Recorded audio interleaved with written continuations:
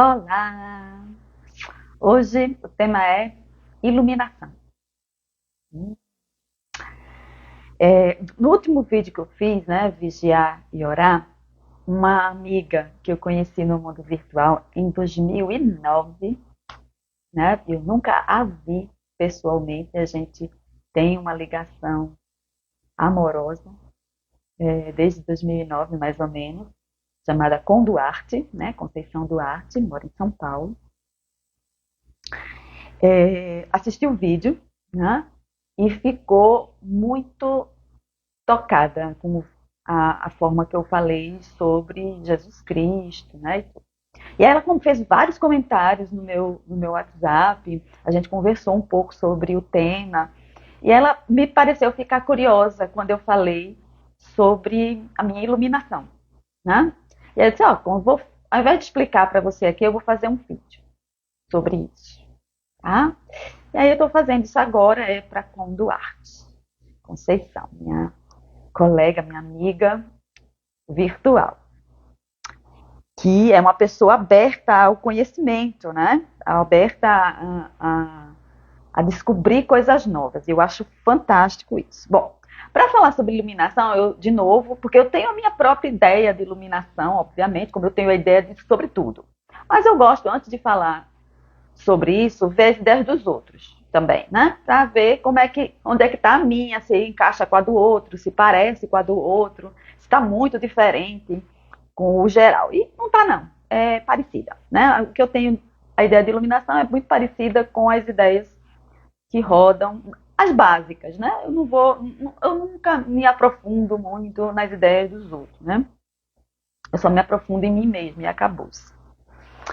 Né? Nas ideias dos outros eu não me aprofundo muito, não. Eu me aprofundo em mim, nas minhas próprias ideias, nos meus próprios sentimentos. Isso eu me aprofundo. Na dos outros eu fico na superfície, porque só são orientadores para compreender melhor a minha própria. E aí eu fui na internet, né, que agora é uma fonte de conhecimento muito boa, e eu fui vendo que a ideia de iluminação tem muito a ver, tem aqui no Ocidente também, mas é mais para o Oriente essa ideia, né? É um conceito teológico, né, da área da espiritualidade, mas alguns filósofos tratam isso também. Eu peguei um filósofo e um iluminado ocidental também aqui para trazer, né? Mas a maioria vem do Oriente mesmo, Índia, Japão. A China, é engraçado, a China eu não peguei aqui nada da China, mas do Japão e da Índia, sim. Né? Na China a gente tem o taoísmo, que provavelmente fala de iluminação também, claro, mas assim, não aparece nas primeiras pesquisas. A gente tem que ir talvez mais fundo nas pesquisas para poder encontrar a questão da China. Então, o Oriente seria a Índia e o Japão, né? Mais a Índia do que o Japão, né? Eu acho que o pessoal da Índia viu isso primeiro. Não sei se estou falando corretamente, mas até a impressão de que o pessoal da Índia enxergou isso primeiro e depois ela saiu espalhando pelo Oriente até chegar no Ocidente. As ideias, né? Essas ideias mais de compreensão absoluta. E aí, primeiro eu vou dizer os sinônimos, que tem palavras sinônimas, né? No sânscrito, no Pali e no japonês, tá? Então vamos lá. Tem moksha, que é moksha ou nirvana, que é do hinduísmo e do jainismo. Do budismo vem o bodhi, e no zen budismo o satori. No yoga chama-se samadhi ou samadhi. Pronto, é isso. Moksha, bodhi, satori, samadhi, nirvana. Tá? São os sinônimos, são as palavras para iluminação. E o que é iluminação? O conceito teológico diz: o estado de consciência onde há uma percepção clara da realidade, sem distorções. Há lucidez, neutralidade e presença contínua. É um estado perene de contentamento. É um estado alterado de consciência transcendente, onde se encontra paz e reconciliação universal. Nele habita corporalmente toda a plenitude da divindade. É a liberdade das paixões e das inquietudes. É completa e perfeita sanidade, livre do samsara. Isso está no budismo, né? Que é o círculo de nascimento, sofrimento, morte e renascimento. Então, a pessoa se liberta desse ciclo. É o estado de compreensão duradouro.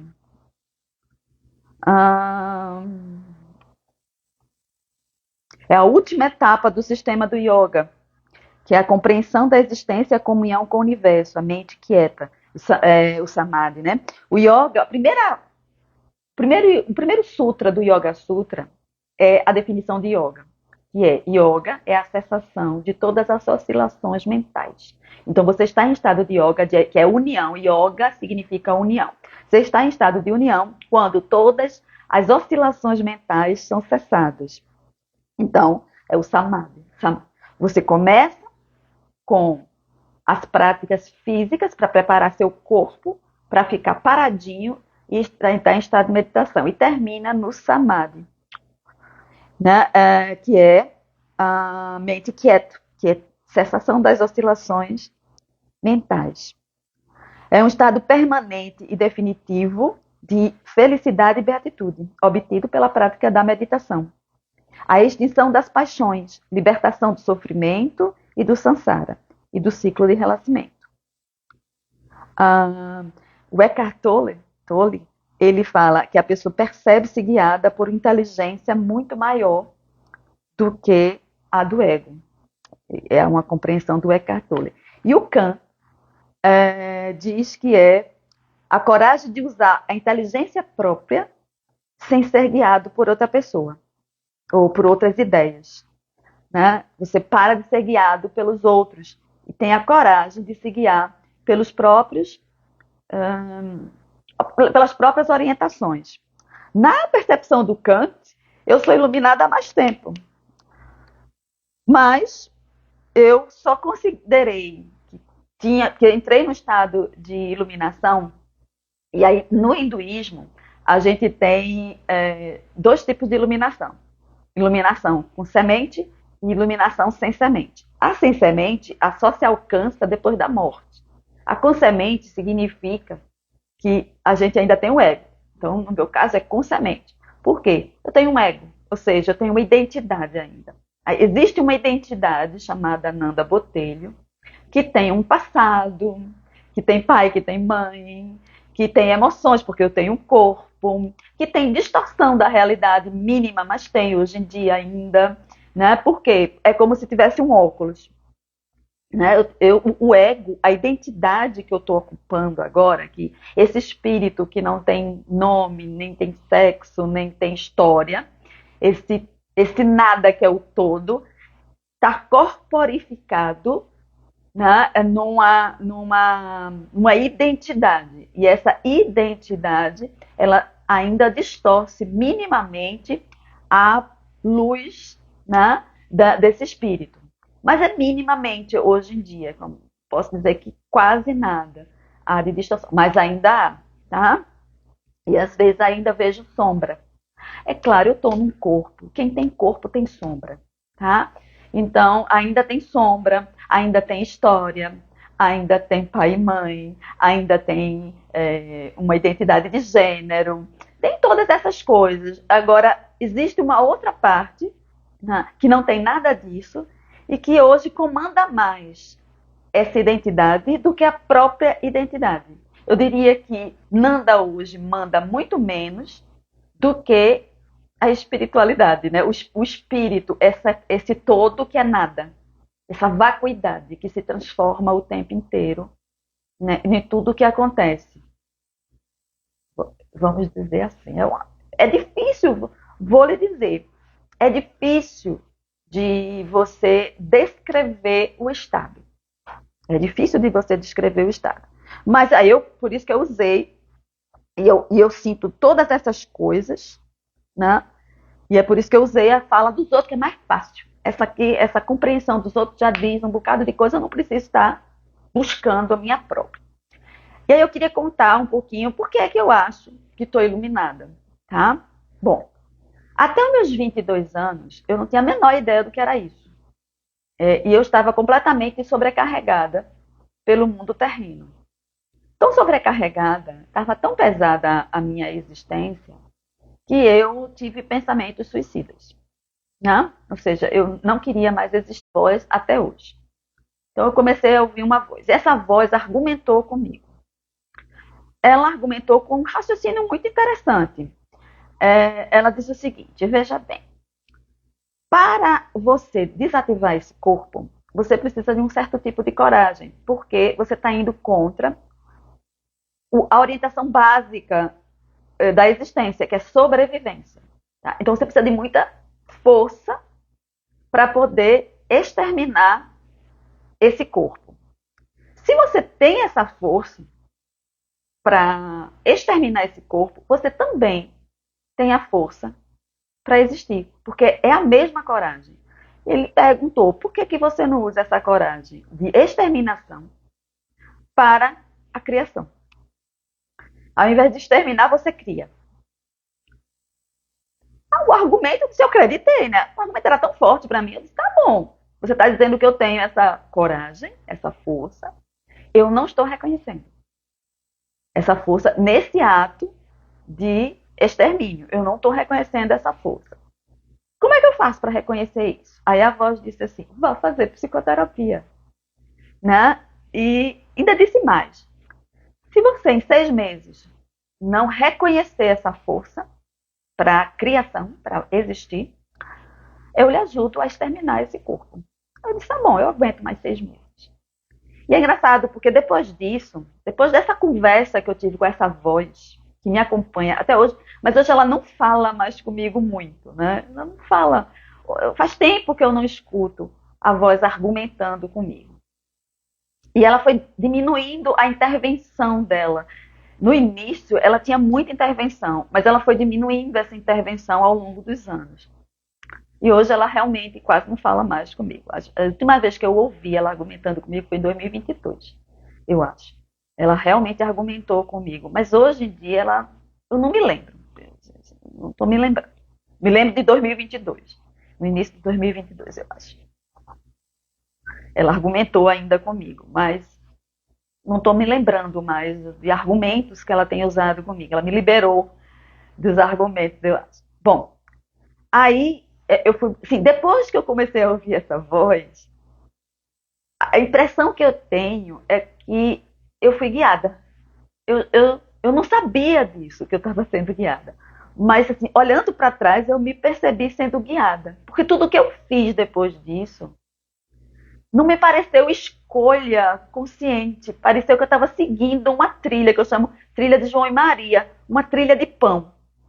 Eu só chegava, pegava o pão e dizia: gostoso, gostei desse pão. Aí tinha outro. Aí eu ia atrás do pão, eu gostei desse pão. Aí tinha outro, eu fui atrás. Então, eu encontrei minha primeira psicoterapeuta assim, fácil, né? E eu já encontrei uma aqui perfeita para mim. Não demorei, e em 3 meses, não foi nem 6, foi na metade do tempo, eu já tinha conseguido perceber essa danada dessa força que a voz falou comigo. E aí eu comecei a criar. Bom, eu passei 1 ano fazendo terapia e o desejo de extermínio do corpo acabou-se. Mas eu ainda tinha trabalho para fazer, né? Porque como é que eu ia criar? Né? Eu não sabia ainda. Eu sabia que eu não queria mais exterminar, mas eu não sabia como eu ia criar. E, de novo, uma migalha de pão foi colocada na minha frente. Eu conheci, através do tarô, eu conheci uma professora chamada Sugama. Tá? Eu fui fazer um curso de tarô, porque eu estava me interessando muito por tarô. E nesse lugar onde eu fazia terapia, eu encontrei Sugama e ganhei, num sorteio, que normalmente eu não ganhava em sorteio, uma consulta de tarô com ela. Né? E nessa consulta de tarô, eu decidi que eu ia para Brasília fazer um curso de 21 dias profissionalizante de tarô, porque eu não sabia qual era o caminho que eu ia usar para existir na Terra. Como é que eu ia trabalhar, fazer rendimento para existir na Terra? Que esse era um dos primeiros desafios que eu peguei na Terra. Como é que eu como, visto e existo? Assim, tenho uma casa, como é que eu faço isso, né? E aí a primeira coisa que apareceu foi o tarô, e eu achei que eu ia me profissionalizar no tarô e ia trabalhar com isso, porque eu achei a Sugama fazendo isso era massa. Cheguei lá, eu encontrei outro professor chamado Vivarta e um outro professor. Sugama e Vivarta, eles me acompanham na memória, né? Mas eles saíram do meu caminho, né? Não me acompanham mais há muito tempo. Mas o terceiro professor que eu encontrei, ele me acompanha até hoje. O terceiro professor que Sugama e Vivarta me apresentaram foi o Osho. E foi aí que eu descobri que existia uma coisa chamada iluminação. Eu não tinha nunca ouvido falar disso, né? E o Osho me apresentou o estado de iluminação. E lá em Brasília, eu comi outro pedacinho de pão e fui fazer psicologia, né? Porque eu disse, eu quero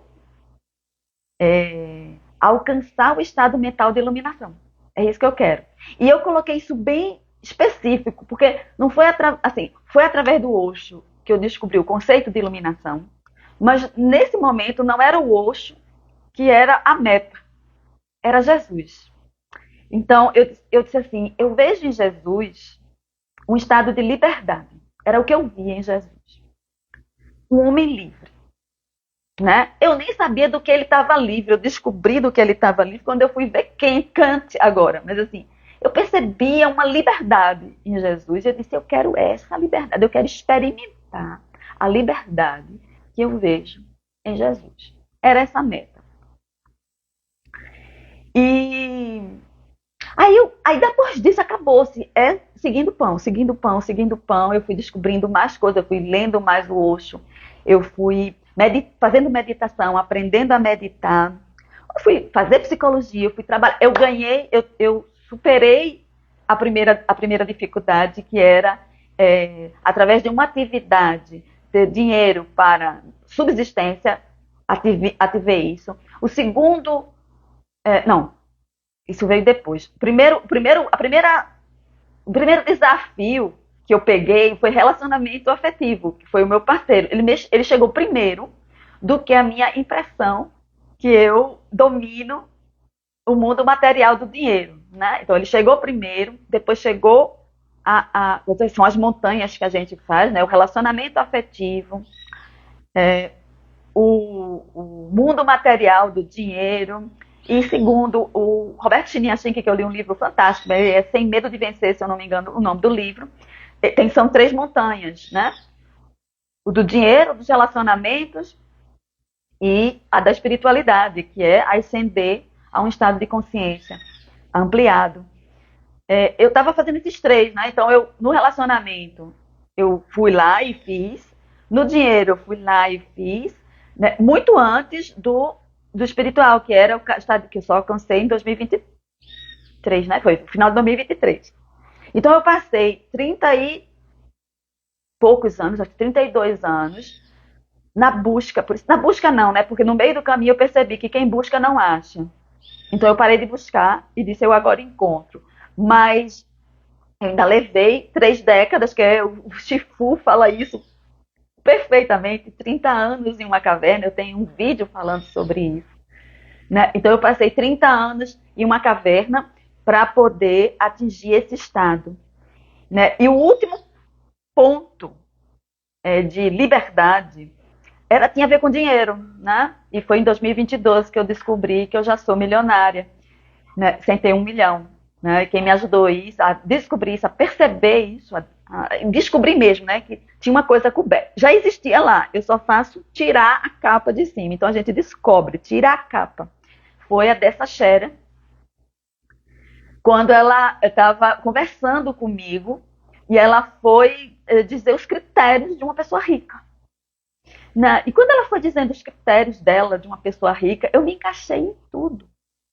Aí eu disse a ela, cara, eu sou rica. E aí acendeu a luz. Tcharam! Cheguei no lugar de Jesus Cristo. Por quê? Porque eu achava que essa liberdade, como boa ocidental, eu achava que essa liberdade do Kant, né, que é usar a própria coragem, usar a coragem para ser guiado pela própria inteligência, essa liberdade só vinha com dinheiro, muito dinheiro. A liberdade tinha que vir com muito dinheiro. E aí eu também estava tentando ter muito dinheiro. Até 2022, eu já estava nessa balela, né? Eu preciso de tanto para ser livre, né? E eu estava juntando dinheiro, fazendo coisas para ter esse tanto. E é engraçado que a minha voz, eu acho que há uns 10 anos atrás, me disse isso e eu ainda não tinha absorvido, né? Como ela me disse isso? Uma vez, houve uma época que eu, de novo, estava me sentindo assoberbada pelas vicissitudes da vida, não como no começo, mas ainda, né, depois de começar a trabalhar e ter responsabilidades com o trabalho, essas coisas, aí eu disse, ai, que cansaço fazer isso, que chato. Eu quero fazer mais isso não. Aí eu comecei a jogar na loteria, para poder ter uma bolada de dinheiro e viver de renda. Eu não queria mais trabalhar, eu não queria ter mais responsabilidade com nada nem com ninguém. Eu queria ter tudo que eu tinha alcançado, sem precisar ter responsabilidade com nada e ninguém, porque eu achava que era aquilo que dava peso. Não era, mas eu achava, há 10 anos atrás, eu achava que era aquilo que dava peso na minha vida. Hoje eu sei que não é. Aí eu passei acho que um ano jogando na loteria e nada de ganhar. E aí eu passei um dia reclamando. Eu digo, poxa vida, eu não ganho esse negócio, não tenho esse dinheiro. E aí, então como eu estava me queixando, toda vez que eu estava me queixando, a minha voz entrava. E aí ela disse assim, vê só, tu fez um pedido há um tempo atrás que conflita com esse novo pedido que tu fizeste. Eu disse, como foi o pedido? Eu me esqueci.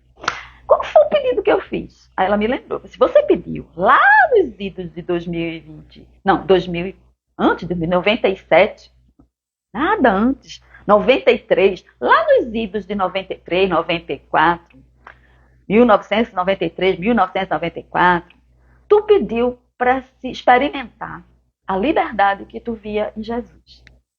Mas a história de Jesus que tu viu, ele ganhou na loteria? Não, não ganhou na loteria. Pois é, Jesus não ganhou na loteria não, cara. Se tu ganhar na loteria, tu pode ganhar na loteria, mas se tu ganhar na loteria, essa sensação de liberdade não vai, de Jesus Cristo não vai chegar. Por quê? Porque ela é uma liberdade falsa. O dinheiro vai te dar uma sensação de liberdade falsa.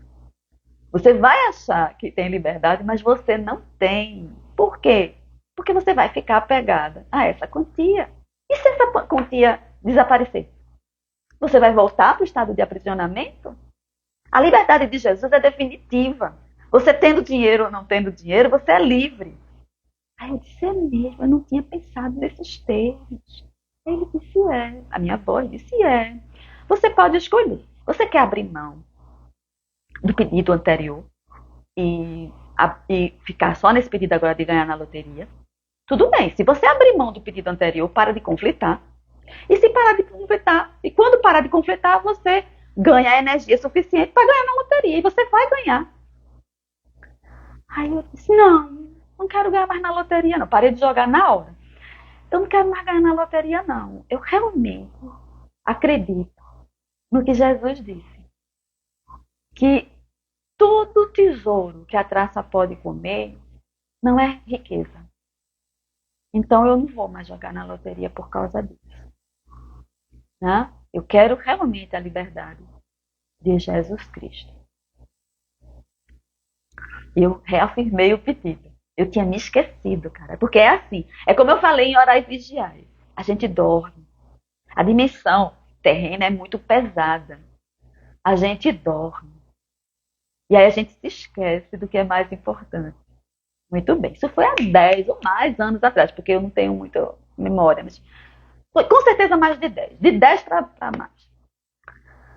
E eu passei mais 10 anos nisso, cara. Né?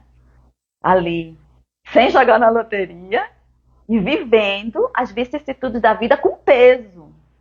né? Ir lá buscando, tropeçando, adormecendo, acordando. E é que eu chamei de iluminação pisca-pisca. Eu acho que eu passei também 10 anos na iluminação pisca-pisca.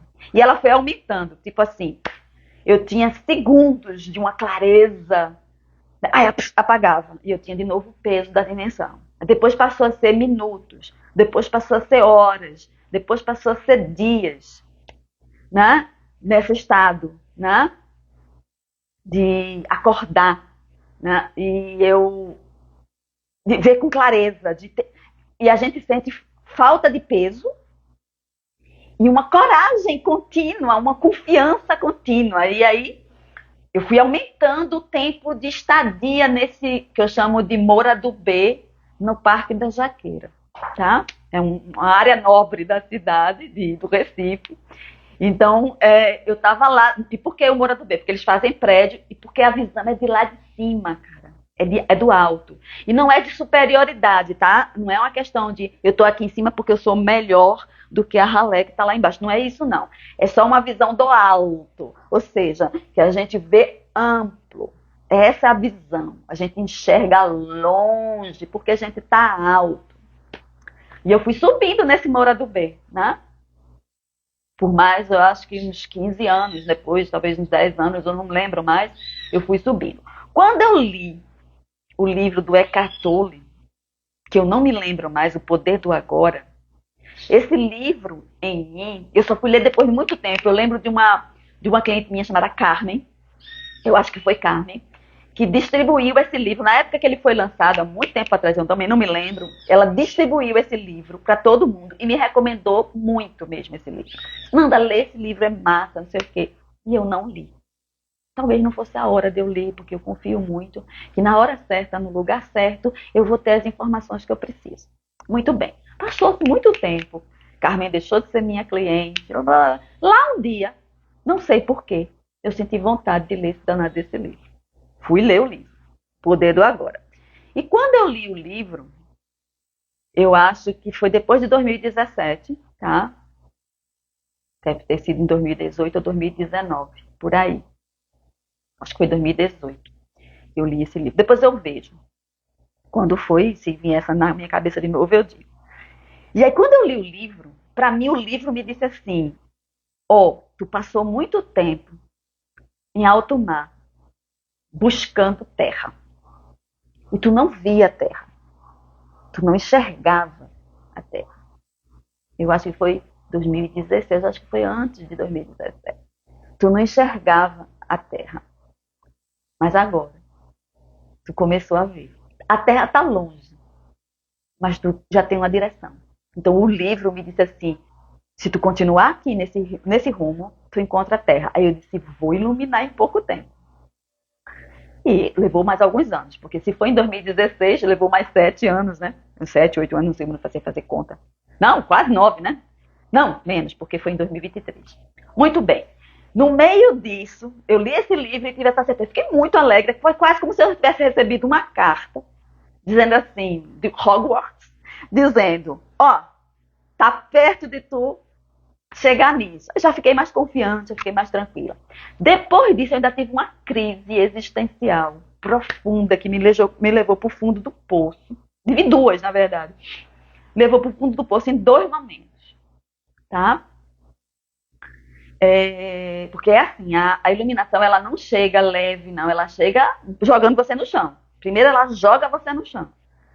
Depois ela faz você se levantar, mas ela joga você no chão. Aí, depois da segunda crise existencial, que realmente foi tão profunda em mim, que eu precisei até de ajuda dos universitários psiquiátricos, né? Aí começou o estado de iluminação, né? Que ainda levou mais de 1 ano, porque essa última crise foi em 2021.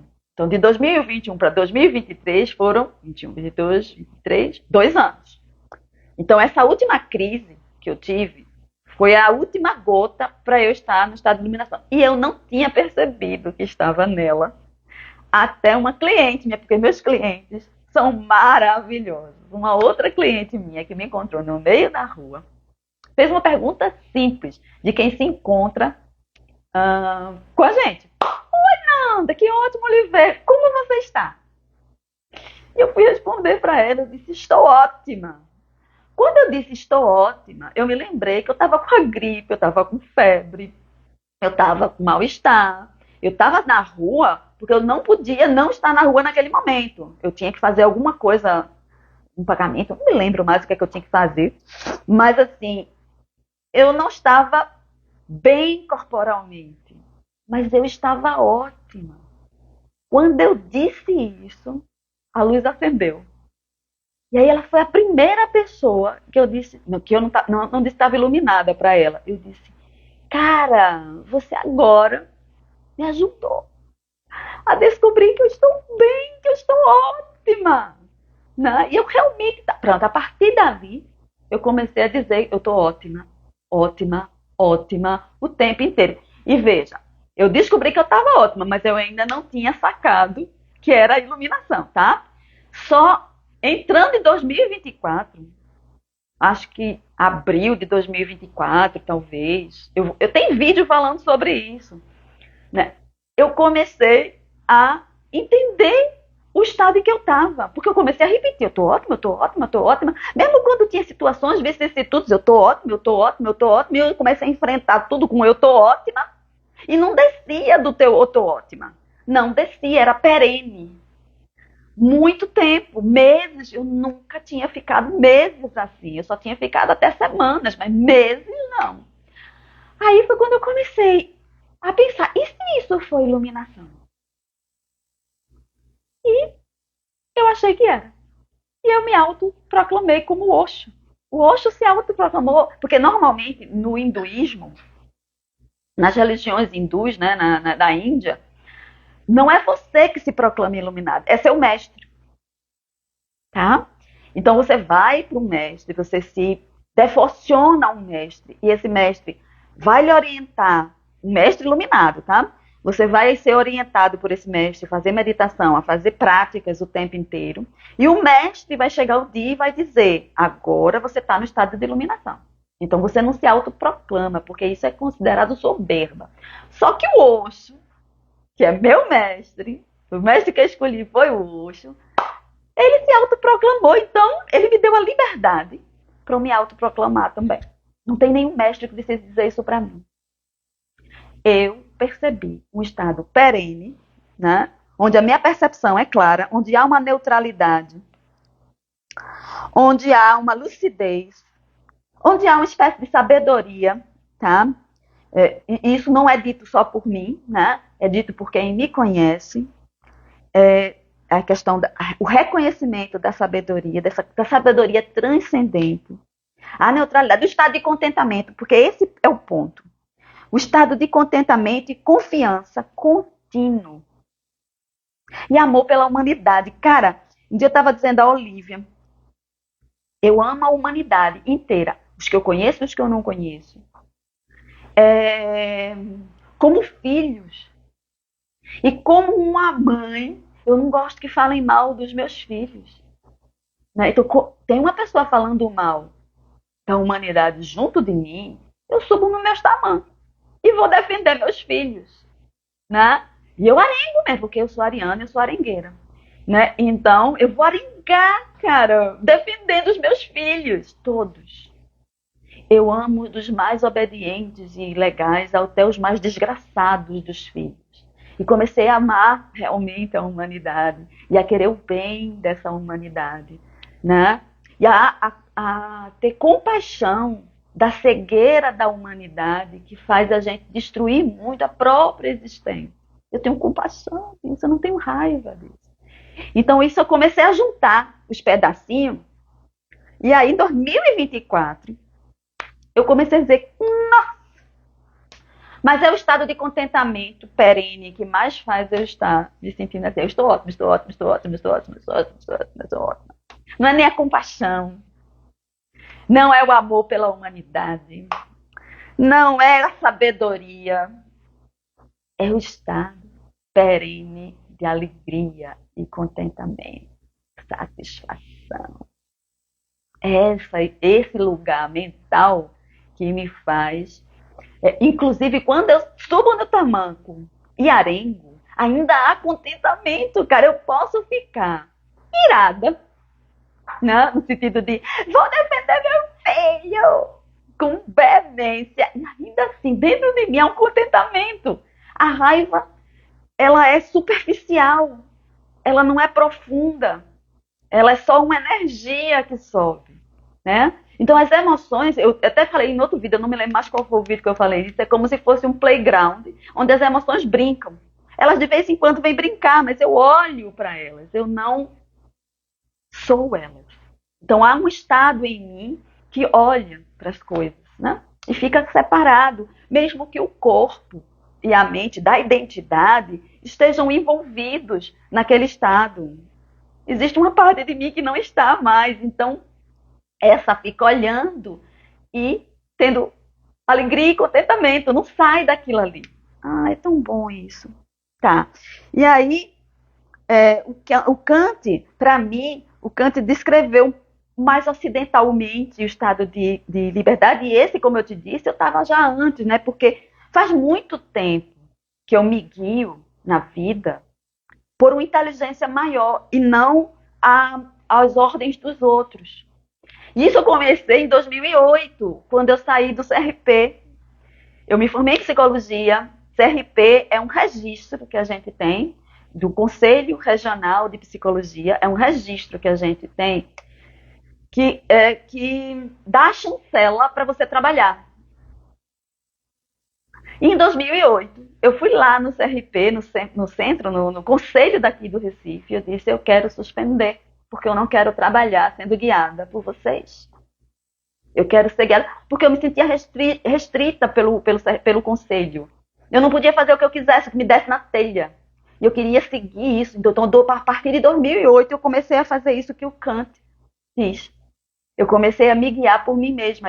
Eu dizia para os meus clientes, porque no começo eu dizia, gente, eu não tenho CRP. Eu sou formada em psicologia, mas eu não tenho mais CRP. Por quê? Porque eu não quero esse grupo de pessoas que nem me conhecem me guiando. Quem me guia é meu nariz, eu dizia. Quem me guia é meu nariz. É meu senso de ética. E eu vou errar de vez em quando. Então, eu dizia para os clientes no começo, lá nos vídeos de 2009, 2008, eu dizia assim, vocês agora, se eu errar com vocês, vocês não vão para o CRP, não. Procure um advogado e me processem. Pronto. E eu aceito. Tá? Até porque qualquer pessoa que vá me punir por um erro meu, o erro já aconteceu. Você já se lascou. Então preste atenção em mim.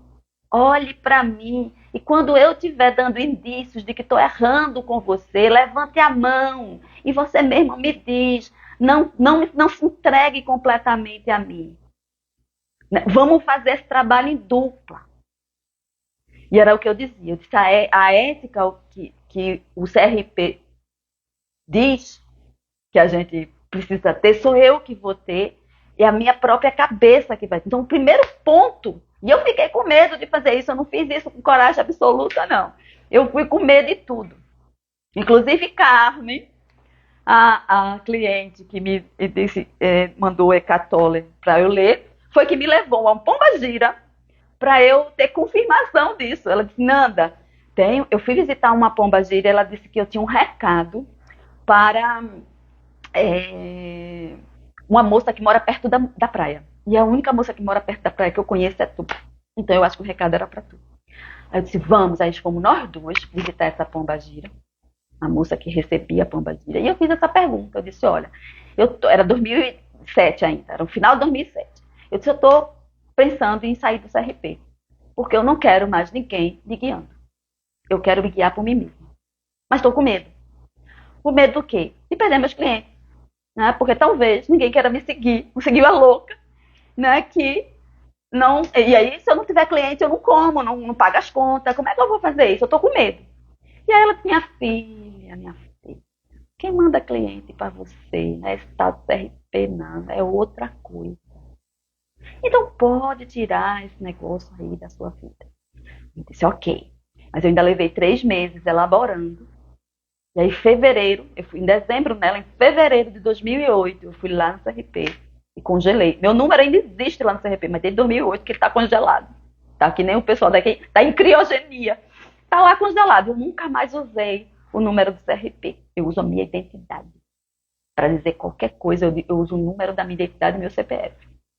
Quem quiser que venha a mim. Não vá ao CRP, não. O CRP não responde comigo. Quem responde por mim sou eu.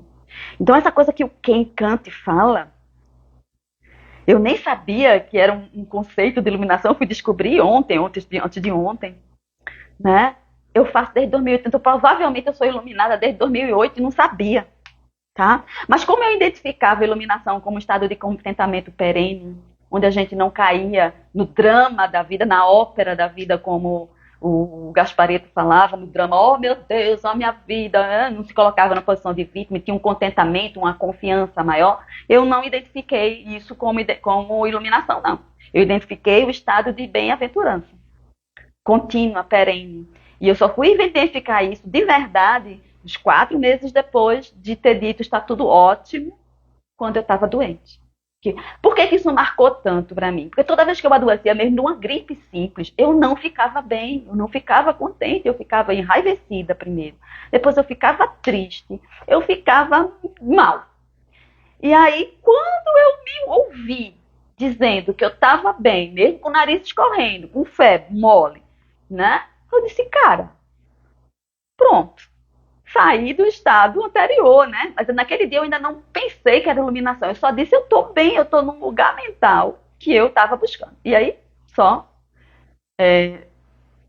E começou com a conversa. Isso começou, esse último estágio começou com a conversa com dessa série, quando eu disse que eu já era milionária. Então eu já estava no lugar onde Jesus Cristo estava e não tinha noção disso.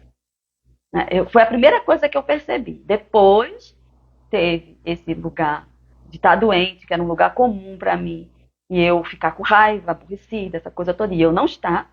E depois o estado perene de está tudo ótimo. Aí eu disse, cara, isso é iluminação. E acabou. Para mim isso é iluminação. Ninguém pode dizer que não é para mim. Pode dizer para você, por exemplo, você que está me ouvindo. Se você não acredita em mim, não, Nanda não está iluminada não, o problema é seu. Eu estou. Tá? E sou eu que tenho que dizer isso. Na minha vida sou eu que tenho que dizer isso. Não é uma pessoa extra. Não é uma pessoa fora, como diz o Kant. Eu sou guiado pela minha própria inteligência, não pela sua. Então eu estou dizendo que eu estou iluminada desde 2024. Acho que já vai fazer um ano. Passamos de abril, já faz um ano que eu digo que estou iluminada. Sim, ainda teve outro estágio. Quando eu comecei a ter coragem, porque isso ficou para mim, eu não dizia para ninguém. Quando eu comecei, foi para um cliente também, porque meus clientes são maravilhosos, como eu já disse. Eu não me lembro mais agora, juro por Deus, esqueci quem foi o primeiro cliente que eu disse isso. Não me lembro, se a pessoa se lembrar, estiver vendo esse vídeo, me avise. Foi eu, Nanda. Porque eu provavelmente disse, olha, você é a primeira pessoa que eu estou dizendo isso. Eu tenho certeza que eu disse isso, mas eu não me lembro mais. Eu abri a boca para um cliente para dizer, eu estou iluminada. Pronto, depois que eu disse para um cliente, aí eu fiz um vídeo para quem quisesse ouvir, eu estou iluminada. Tá? Então, aí eu abri, realmente. Tá? Até agora ninguém contestou minha iluminação. Certo? Ninguém chegou para dizer, você não está iluminada, isso não é iluminação. Mas ela só ia gastar saliva, porque nem tchum. Tá? Você acha que eu não tô? O problema é seu. Não é meu. O meu é saber e estar e aproveitar esse estado. Né? E aí não tem nada mais. Então, iluminação com Conceição. É isso que eu falei tudo no começo, tá? As descrições mais clássicas, tá? Mas para mim é um estado de bem-aventurança, contentamento, alegria perene, independente do que está acontecendo ao redor. Eu não dependo mais do que está acontecendo ao redor para manter esse estado dentro de mim. Tem um centro em mim que não se modifica. Então, yoga, o que é yoga? É união, é cessação das oscilações mentais. Isso quer dizer que a minha identidade não oscila, a minha identidade oscila ainda. A minha identidade oscila. Mas ela não, essa oscilação da identidade não chega mais no centro. Não apaga, mas porque ela nunca chegou no centro, na verdade, né? Ela não apaga a conexão com o centro. Pronto, porque antigamente era assim. Quando a identidade se perturbava, ela criava nuvens de chuva pesada em cima do sol. E eu deixava de ver o sol. Agora ela não faz mais isso. As nuvens não aparecem mais. Então, mesmo quando a identidade está suavemente, porque hoje em dia, mesmo a identidade ela não fica mais perturbadíssima. Então, mesmo quando ela oscila suavemente, ela não cria mais nuvens na frente do sol, que não muda. O sol não muda, né? E aí eu fico no sol. Uma parte de mim está no sol, a outra está na dimensão. E elas duas se comunicam. Né? E a parte que está no sol ilumina a parte que está na Terra. Então ela atenua tudo o que acontece na dimensão terrena. Então, não importa o que está acontecendo fora. O mundo está se acabando. Tem até uma música, que eu já falei também aqui num vídeo, e Nino me disse, mas eu já me esqueci qual é a música. Acho que é do Ira, sei lá. Ela só faz dançar, dançar. O mundo está se acabando e ela só faz dançar, dançar, dançar. E isso não é dizer que eu não me importo com os outros. Né? Ah, o mundo pode se acabar e eu não me importo. Não é isso. Não, claro que eu não quero que ninguém sofra. Mas isso não altera o sofrimento do outro, não altera o meu estado de contentamento. Eu só tenho compaixão de quem sofre, porque eu sei hoje, como Buda dizia, eu sei hoje que é desnecessário esse sofrimento. Esse sofrimento tem a ver mais com o apego à identidade. É só uma ilusão.